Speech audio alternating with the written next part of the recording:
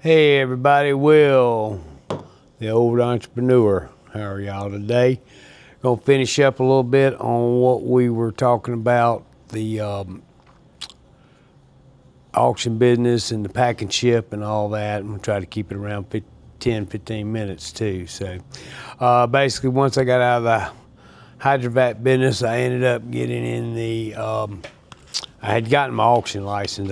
When Biden shut down the Keystone Pipeline coming out of Canada, it kind of killed that business, the HydroVac, and I got laid off, went to work for the other company and all that. But while that was going on, I said, I better find me something else to do because there's not going to be any work. And I turned around and went and got my auction license. I've been wanting to be an auctioneer since I was 10 years old. Went to an auction with my mama one time, and I said, I'm going to do that one day. And she thought I was crazy as a loon. And she said, okay. And we ended up, so I ended up getting that license and started online auction on HighBid. And I had sold my stuff to start with, and I had collected up a whole bunch of stuff over the period of time. And then I started going and buying out estates. Somebody having an estate sale, I'd go buy it and buy up everything that was left.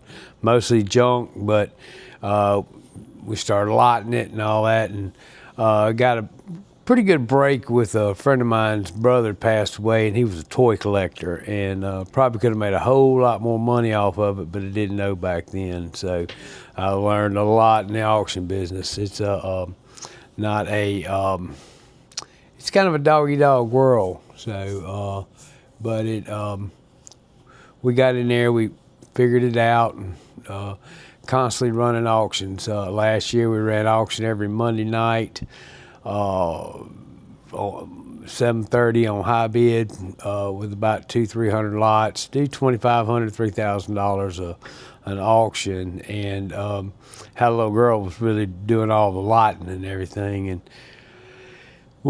she got sideways with me and decided she didn't want to work for me anymore. So kind of backed off. I hate lotting. I ain't gonna lie to you, it's a pain in the rear. But we ended up doing that, and now we do. We still do some HighBid auctions. Don't do it as many, and then we also do. Whatnot. We sell on Whatnot, and I opened my warehouse up more to retail too. There's more money to be made in retail than it is on auctions, especially in estate sale stuff. So something where I would get $5 for it on auction, I can get 25 here. But we moved along in that. We've done pretty good. Now I get 4 or 5 calls a week on picking up stuff from somebody. Somebody needs this, somebody needs that. They need to get rid of it. Mom passed away. They got a house full of stuff. Went down and looked at a place. They had Peterson's Pottery, a whole bunch of us, a bunch of McCoy, bunch of cookie jars, and they wanted to buy out. And they want way more than I was willing to pay. So a couple good wins though. We had a fella call me up, found me on the internet under Mississippi Pickers, or mspickers.com is our website, and he called me up and said he liked my reviews, and his mother and his sister were big collectors, and I guess his sister never got married, never had any kids. I don't think he had any kids either. And they packed all that stuff up in Boston, I believe. They were up around in Massachusetts. I think it was in Boston. And turned around and lugged all that stuff down here. Somebody up there told them that the collection was worth $1 million. And they were very excited about having a Princess Di Beanie Baby. It's it's worth $1 million. Well, it's worth what somebody to pay you for it, first off, and then there's just certain types you gotta do some research on it. So, but that was one of the things they brought up. Then they brought up they had a bunch of Hummels, about 150 Hummels, and Hummels did pretty good. They shipping off of Whatnot. It goes through the post office, and they really chunk the stuff around. They do. I ended up having to refund some money on that, and was able to turn in a claim on it. So come out pretty good on it. But they it. So we went and got the stuff. Took 2 truckloads of stuff to get to it. It was we got a 20-foot box truck. We took a box truck and a van. And my truck one time we had to get rid of an old piano. Man, I hate a piano with a passion, but I got a trailer that sits all the way down on the ground. You just roll it right on it, strapped it down. We had to fill it. We filled that thing up too. Filled up the box truck, and then filled up the van. Came back, ended up unloading it at a buddy of mine's warehouse because I didn't have room to get it, and then I sent them back down to get it. I didn't go the second time, but we had to take everything. So I ended up buying it all out, and there ended up being about 100, 150 Barbies in there, and that really got us out. That paid for everything in there. So with that being said, it was a pretty good gig. Plus we sold we sold all the Hummels, we sold all the Precious Moments to do well, and a ton amount of Alexander dolls, just all kind of stuff. Excuse me.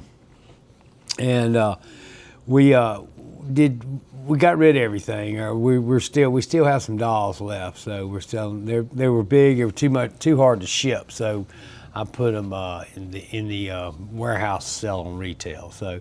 And I still have some stuff. They had a thimble collection too. Must have been 500 thimbles. I ain't never seen that many thimbles in my life, but that's what they wanted. That's what they spent their money on. And some of those dolls, they spent some big money on. I was real surprised. We sold them cheap on whatnot, but that it is what it is. It's I'd rather get rid of it for $5 than sit on it too. The space is limited. So.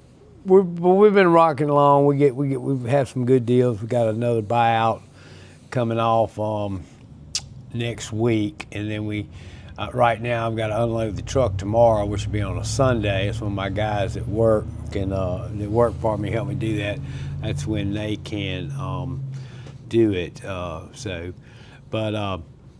I'm kind of rambling on about that. But now. Bottom line is I've established myself in the estate sale business, and I'm getting a lot of calls. Every day we get calls, 4 or 5 times a week I get calls. And we started doing estate sales at the house to keep from having to move all the stuff. And then when the estate sale's over, we'll bring it back here, and then we'll do a consignment on them for a couple months to try to get rid of the stuff. And at that point, we just donated it and be done with it. But while I was in the started the auction business week, man, I would I'd put shipping down on anything. I'll ship you a bulldozer. And that picked up our customer base tremendously, being willing to ship. A lot of auction houses won't ship. So I was shipping, and I got this notion to, I said, well, if I'm shipping so much, why don't I do a pack and ship store? And I figured it was a needed service right here, but I was not. I'm off the beaten path. Those are.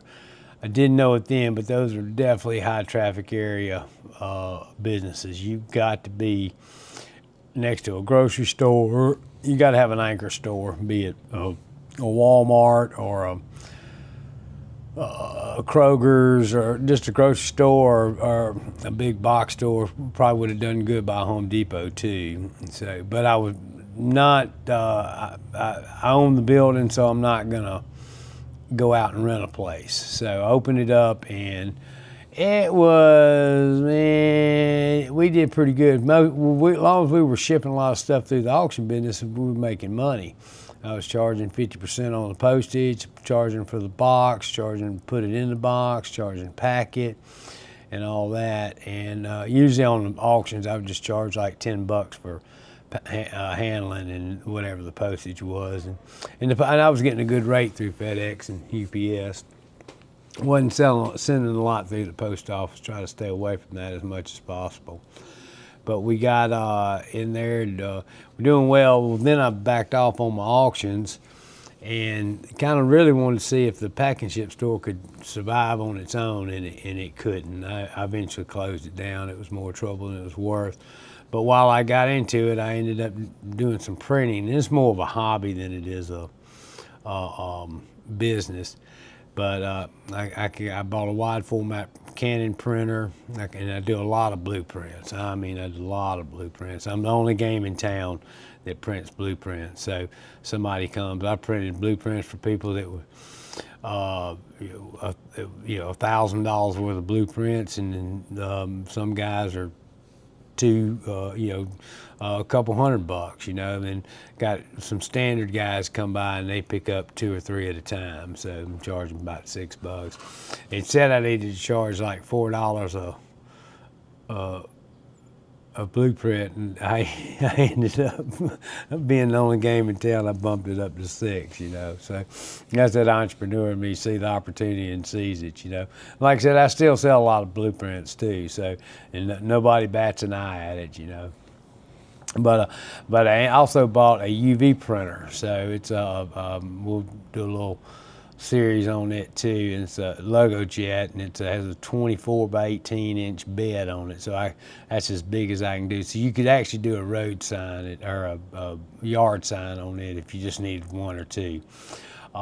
Do canvas prints. I do a bunch of canvas prints. I'll take pictures or what have you on my cell phone, put them into Illustrator, manipulate them a little bit, and then bam, there it is. So now at Christmas time, everybody gets like a picture of their house or the kids or something like that, something I can pull off of Facebook. So, but and it's been pretty good. So we've been, I've been real pleased with it, with the printers. I enjoy the printers. It's kind of my pastime. Then we bought a t-shirt printer, which I am not real happy with. It does good work and it prints good, but you've got to run it just about every day. You've got to go in there and do something with the heads, or the heads will stop up on you in a heartbeat. So I wasn't real pleased with that. So, but it does do good work, and I'm getting more and more calls for t-shirts too. I really wanted to do it to sell to tourists. So we have another YouTube channel called the Vicksburger, and I do some Vicksburg t-shirts, and we're gonna start going around and kind of giving a little tours of the older homes and talking about them a little bit, and do that. So I may go out. Now I got this Osmo Pocket 3, and it's been sitting on my desk. I was like, man, I'm fixing to get this thing out and start recording on it and see. So here we are on it. So, but yeah, we're the old entrepreneur. My name's Will Halpin. I'm in Vicksburg, Mississippi. Anybody's interested, you can look me up under Mississippi Pickers Auction House or Mississippi Pickers Antique Mall and Consignment Shop, and I'll be more than happy to talk to anybody and starting a business. Ended up talking with a guy today. I saw a HydroVac truck, and HydroVac's kind of in my blood. I stopped and talked to him. I had to go to the bank, and I saw his HydroVac truck. And I went in and I pulled up alongside him, man. We talked for 20 minutes. I said, man, I got to go open up the antique store. So he was cool. We exchanged information, and he was an entrepreneur at heart by too. I said, man, you got to check out my school community. I got it's pretty good as far as resale. So we have started a school community called the Auction Insider, and kind of teach people how to source stuff and how to buy in bulk and estate sale stuff. So, and I think it's going to do pretty good. So, but I don't want to keep staying here too long. We're at about 14 minutes now. So, if y'all would like and subscribe, and check us out on school. I'll put the link in the description below, and help us get this channel off the ground. So, the old entrepreneur out.